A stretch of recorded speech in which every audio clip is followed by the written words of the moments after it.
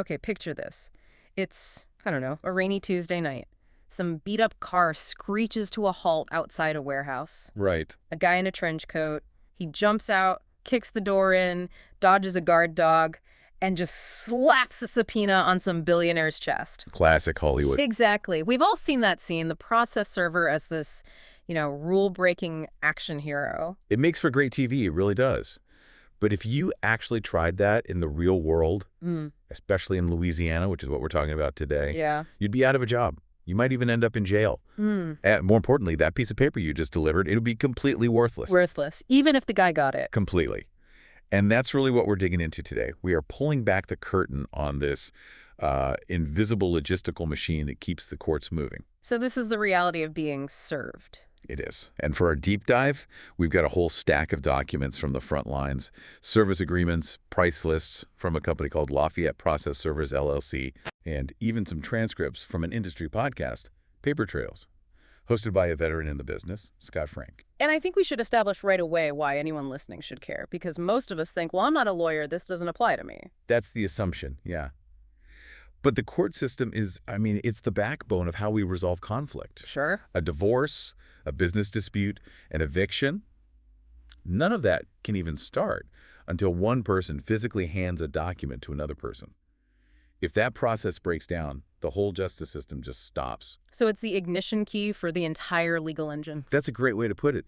And what's so striking in these documents is that this profession isn't about adrenaline. It's all about patience, research, and this almost paranoid adherence to the Louisiana Code of Civil Procedure. That sounds a lot less sexy than the movie version. It is. But let's go back to that myth. In one of the transcripts we have, the host, Scott Frank, he calls that whole door-kicking thing TV stuff. Okay, but let me play devil's advocate. If I'm the client, I'm angry, I just want the person served. Why do I care how it happens? Mission accomplished, right? Because the mission isn't just handing over paper. The mission is creating a legally binding record. Scott explains that if a server crosses a line, trespassing, using force, the judge will look at that and throw the service out. So the whole thing is invalidated. The whole thing. So the client, who thought they were being aggressive, has just lost weeks of time and a ton of money. The case just stalls.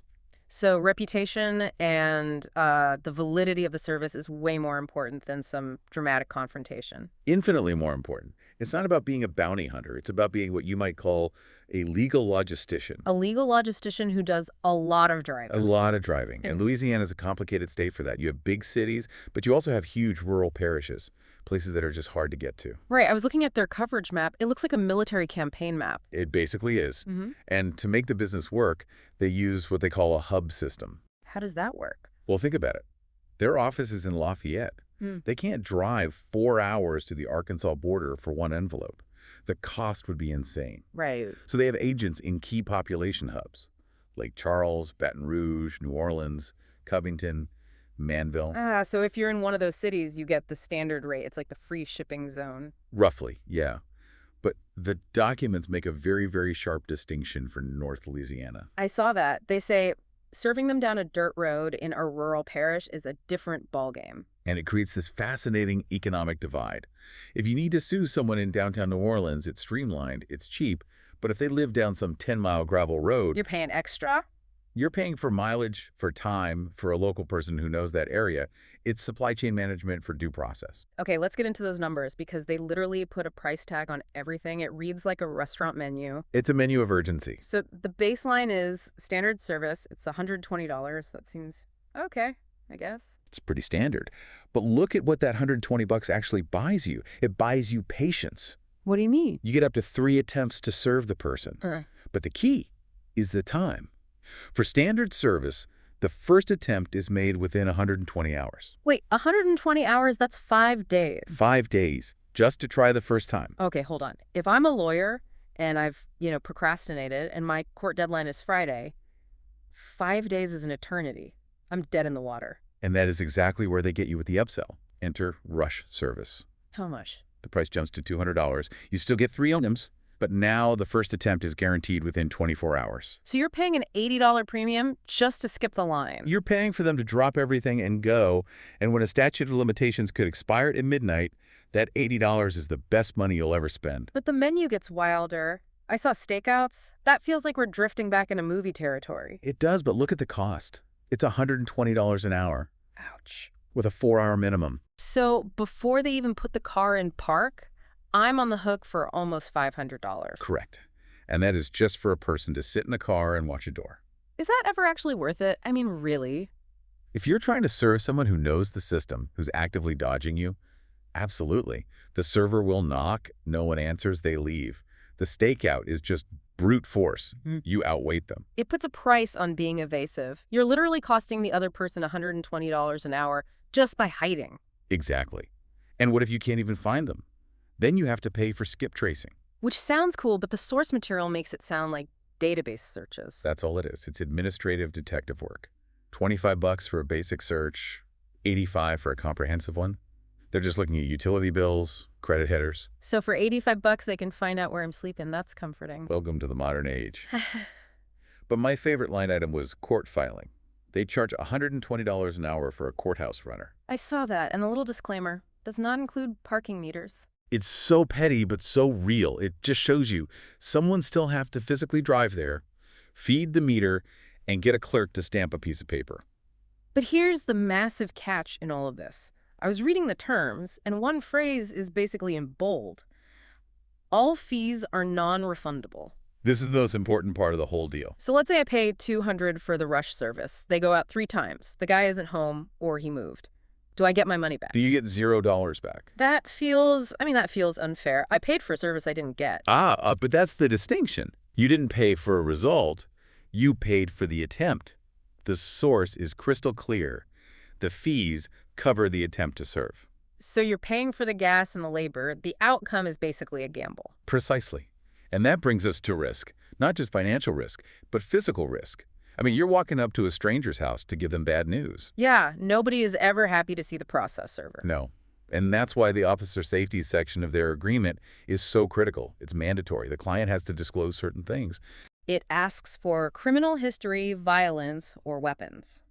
Think about that. If you're a lawyer in a bitter divorce and you know the husband has a temper and guns in the house, You have to tell the delivery guy. you have a legal and moral duty to tell them. Yeah. If you don't, and something happens, the liability would be astronomical.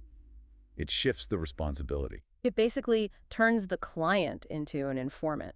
It has to. Yeah. And they also require a photo of the person being served. Which I thought was interesting, but then, of course, there's an upsell. Right. If you don't have one, they say, we can source one from the DMV for an additional fee. It's safety as a business model. Help us be safe, but we're going to charge you for it. It's brilliant. But let's talk about the tech side. Because the physical act is only half of it. The proof is everything. They talk a lot about GPS time-stamped updates. Right. There was a testimonial from an attorney, Jason R., who seemed really impressed by that. Why is that such a big deal? I can track my pizza better than that. You can, but your pizza guy doesn't have to testify in court. Imagine this. The server drops the papers. 3 months later, the defendant tells the judge, Your Honor, I was never served, never happened. And in the old days, that would be he said, she said. Exactly. But now, the server says, Your Honor, here are the GPS coordinates of my device on his porch at 2:12 p.m., and here's a photo of the door. It's irrefutable. That's weaponized data. It really is. And that strictness extends to the paperwork itself. There's this section on the legal chain of custody that seems so picky. You mean the rule about the name and email matching? Yes. The source warns that the name and email in the service agreement have to match the portal upload exactly. Why? That seems so minor. John Smith versus J. Smith? Who cares? Defense attorneys care. They're paid to find cracks. If John Smith signed the agreement, but the documents were uploaded by an account for J. Smith, an attorney could argue the chain of custody was broken. Wow. So a typo could actually derail a lawsuit? Potentially. By forcing that exact match, they create a hermetically sealed digital trail. Speaking of things that can derail a lawsuit, we have to talk about motion and order. Yes.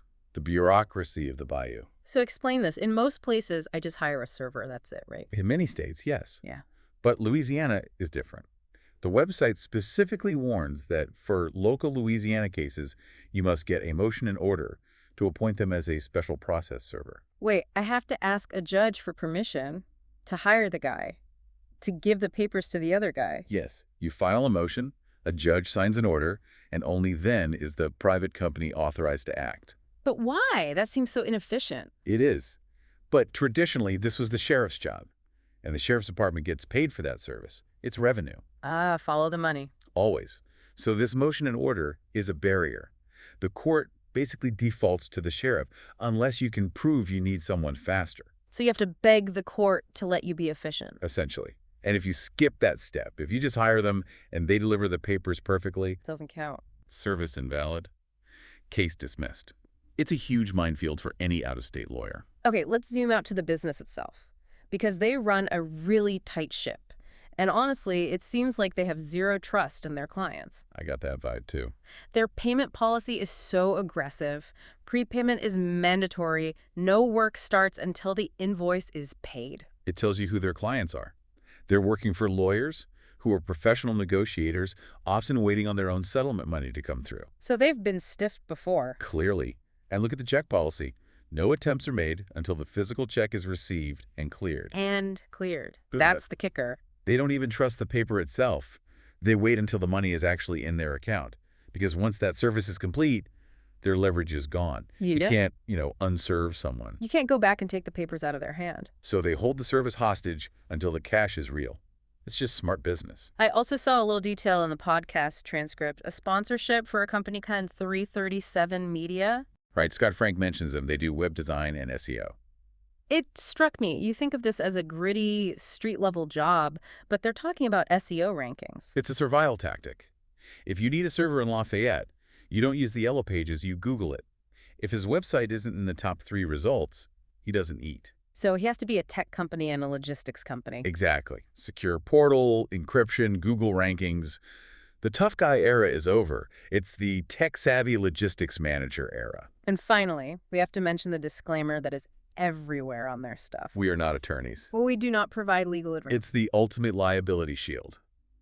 They move paper. That's it. They can't tell you how to fill out a form. They can't represent you. Because that would be the unauthorized practice of law. And they can be sued into oblivion. They are the messenger, emphatically not the message. So let's recap this whole journey.